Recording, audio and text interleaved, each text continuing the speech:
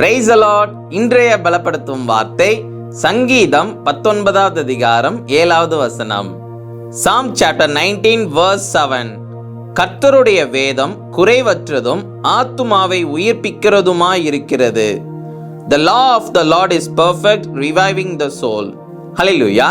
இந்த வேத வசனத்தை நம்ம வாசிக்கின்ற பொழுது நம்முடைய வாழ்க்கையில நம்ம சோர்ந்து போய் இருந்தோம் அப்படின்னா, இந்த வேத வசனத்தை வாசிக்கின்ற பொழுது தியானிக்கின்ற பொழுதே நமக்கு ஒரு புதிய பலன் உண்டாகும். நம்முடைய ஆத்துமாவை உயிர்ப்பிக்கிற வல்லமை இந்த வேத வசனத்திற்கு உண்டு. இந்த வேத வசனத்தின் மூலமாக ஆவியானவர் உங்களை உயிர்ப்பிப்பார்.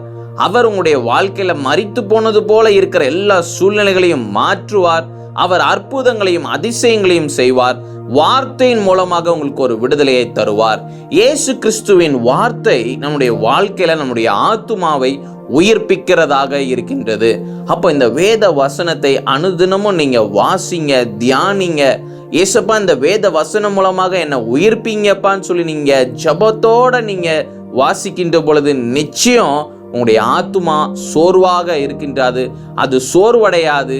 ஆத்துமாவை உயிர்ப்பிக்கிற தேவன் இந்த வார்த்தையின் மூலமாக உங்களை உயிர்ப்பிப்பார். உங்களுடைய வாழ்க்கையில் இருக்கிற எல்லா சூழ்நிலைகளையும் மாற்றுவார். எல்லா பிரச்சனைகளையும் நீக்கி போடுவார். உங்க வாழ்க்கையில ஒரு சந்தோஷத்தை நீங்க பார்ப்பீங்க.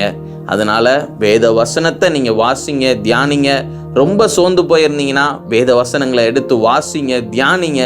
நிச்சயம் உங்களுடைய வாழ்க்கைக்கு, உங்களுடைய ஆத்துமாவுக்கு மிகவும் அது யூஸ்ஃபுல்லா இருக்கும். நிச்சயம் ரொம்ப ஹெல்ப்ஃபுல்லா இருக்கும். நீங்க அடுத்தடுத்த காரியங்களுக்கு மூவ் பண்ண கர்த்தர் இந்த வார்த்தையின் மூலமாக உங்களை கைட் பண்ணுவார். நாம எல்லாரும் கண்களை மூடி ஜெபிக்கலாம்.